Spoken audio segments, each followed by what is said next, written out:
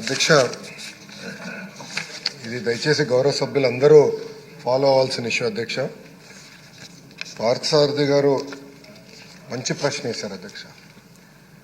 అధ్యక్ష, నేను యువగలం పాదయాత్ర చేసినప్పుడు, ఆలూరు ఆదోని ఈ ప్రాంతంలో పాదయాత్ర చేసినప్పుడు నేను స్వయంగా చూశాను. అధ్యక్ష, వలసలుగా ఉద్యోగాలు ఉపాధి కోసం కుటుంబాలు వెళ్తాం. అధ్యక్ష, నేను ఇప్పుడు బాగా గుర్తారు. అధ్యక్ష, బొలెరో ఆపి నేను చూస్తే కింద ఆడవాళ్ళు ఉన్నారు, పైన ఒక చెక్కేసి దానిపైన మగవాళ్ళు కూర్చున్నారు. అంటే ఎండకి ఆడవాళ్ళు ఇబ్బంది పడతారు.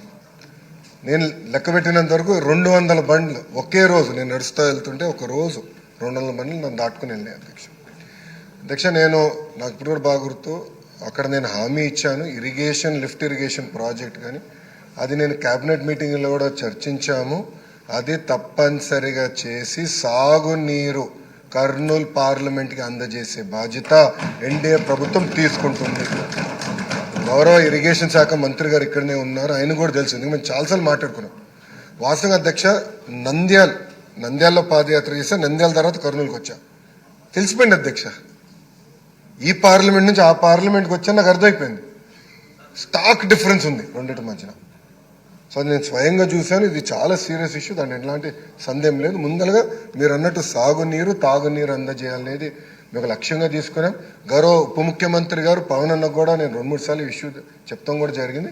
అది ఫస్ట్ ఇష్యూ. రెండోది, ఇప్పుడు పార్థసారథి గారు అన్నారు, గ్రాస్ ఎన్రోల్మెంట్ రేషియో కానివ్వండి, లిటరసీ రేట్ కానివ్వండి, డ్రాప్ అవుట్ కూడా చూస్తే అన్నిట్లో కర్నూలు జిల్లా కర్నూలు పార్లమెంట్ వెనుకబడి ఉంది. అది వాస్తవం, దాంట్లో ఎలాంటి సందేహం లేదు. అందుకే మీరు ఈసారి చూస్తే డిఎస్సిలో రిక్రూట్మెంట్లో పెద్ద ఎత్తున కర్నూలుకే ఉపాధ్యాయులు రాబోతున్నారు. అధ్యక్ష, చాలా సీరియస్గా చూసుకుంటున్నాను నేను. అది ఫస్ట్. రెండోది, అపార్ ఐడి అని కేంద్ర ప్రభుత్వం ఇప్పుడు స్లోగా మ్యాండేట్ చేస్తున్నారు. అంటే పిల్లలకి జీవితాంతం ఒక ఐడి వచ్చేస్తుంది, ఆధార్కి ఇంటిగ్రేట్ చేసి ఒక ఐడి వస్తుంది. సో కేజీ నుంచి పీజీ వరకు అదే ఐడి వాళ్ళతో ట్రావెల్ అవుతుంది. సో ఇప్పుడు మేము మాట్లాడుకున్నది ఏంటంటే, అపార్ ఐడి ద్వారా మేము ట్రాక్ చేద్దాం. ఒక కంట్రోల్ రూమ్ పెట్టి ట్రాక్ చేసి పిల్లలు ఎక్కడున్నారు, ఒక వారం పాఠశాలకు రాకపోతే ఎందుకు రావట్లేదు, ఎక్కడికి వెళ్ళారు ఈ పిల్లలు అనేది ఇప్పటి నుంచి ట్రాక్ చేద్దాం. సో ఆ ఐటీ ఇన్ఫ్రాస్ట్రక్చర్ మొత్తం మేము తయారు చేస్తున్నాం. ఎడ్యుకేషన్ పైన ఎటుకో షార్ట్ డిస్కషన్ ఇన్ డీటెయిల్ వెళ్ళిపోతే ట్రాక్ చేసి ఒక్కరు కూడా డ్రాప్ అవుట్ అవ్వకూడదు. ఇక్కడ 2 విషయాలు. ఒకటి, మీరు అన్నట్టు హాస్టల్ చాలా లిబరల్గా వాడేసాం. మీరు ప్రశ్న అడిగారో లిబరల్గా చెప్పాం. మీరు అన్నట్టు బ్రేక్ఫాస్ట్, లంచ్, డిన్నర్ ఇక్కడ హాస్టల్ వసతులు లేవు. అది వాస్తవం, అందరు తెలిసిన విషయం. కానీ మేము ఆలోచించే 2 విషయాలు. ఒకటి, ఇప్పుడున్న సంక్షేమ హాస్టల్స్ ఎట్లా బలోపేతం చేయాలి. ఒక భాగం అయితే వలసలుగా వెళ్తారు. అధ్యక్ష, ప్రధానంగా వాళ్ళందరూ మిర్చి సమయంలో ఇక్కడికి వచ్చి గుంటూరులో ఎక్కువ శాతం మంది ఇక్కడ ఉంటారు. సో వాళ్ళు ఇక్కడికి వచ్చినప్పుడు ఇక్కడ అడ్మిషన్స్ ఇవ్వచ్చా, దానికి విధి విధానాలు ఏంటి అంటే, వచ్చేదే ఒక 4 నెలలు 5 నెలలకి ఇక్కడ అడ్మిషన్స్ ఇచ్చి వాళ్ళ పిల్లలకి చదువు ఇక్కడ కొనసాగించచ్చా. ఎందుకంటే అక్కడ స్కూల్ కిట్ ఎక్కువ ఇస్తాం కనుక ఇక్కడ చేయొచ్చా. ఆ ట్రాకింగ్ కూడా ఇప్పుడు మొదలు పెడతాం. అది ఒక భాగం. అంటే ఒక పక్కన హాస్టల్స్, ఇంకో పక్కన ఈ ట్రాకింగ్ 2 ఉంటేనే డ్రాప్ అవుట్ రేట్ తగ్గుతుంది. దాంట్లో ఎలాంటి సందేహం లేదు. అధ్యక్ష, గౌరవ సభ్యులు చెప్పినట్లు ఇప్పుడు 24-25 బడ్జెట్లో 121 సెంటర్లు, అంటే రాష్ట్ర వ్యాప్తంగా 121 సెంటర్లో కేవలం 6,040 మంది విద్యార్థులకి 6,04,00,000 రూపాయలు ఖర్చు పెడతాం జరిగింది. మీరు చూస్తే గతంలో కూడా డీటెయిల్స్ మొత్తం నా దగ్గర ఉంది. అధ్యక్ష, అంటే ఎక్కడ ఒక రేషియో లాగా లేదు. కొన్ని సంవత్సరాలు ఎక్కువ ఉన్నాయి, కొన్ని సంవత్సరాలు దాదాపు 10 కోట్లు ఖర్చు పెట్టాం. వైకాపా ప్రభుత్వం సమయంలో అయితే 40 లక్షలు ఖర్చు పెట్టినవి కూడా సంవత్సరాలు ఉన్నాయి.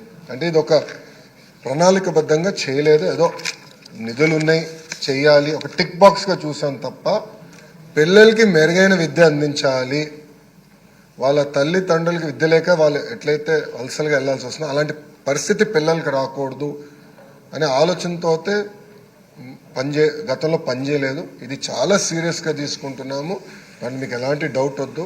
అసెంబ్లీ సెషన్లు అయిన తర్వాత కూడా గౌరవ సభ్యులందరితో కూర్చుంటాను, ఆ పార్లమెంట్ సంబంధించిన సభ్యులతో. We will discuss thread bear.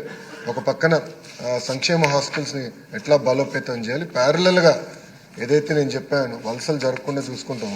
ఒకటైతే అక్కడ కూడా మెరుగైన విద్య ఎట్లా అందించాలి, ఒకవేళ వేరే జిల్లాలకు వెళ్ళినప్పుడు అక్కడ ప్రభుత్వ పాఠశాలలో విసులుబాట కూడా కల్పించే విధంగా చేసే బాధ్యత మన ఇండియా ప్రభుత్వం తీసుకుంటుంది.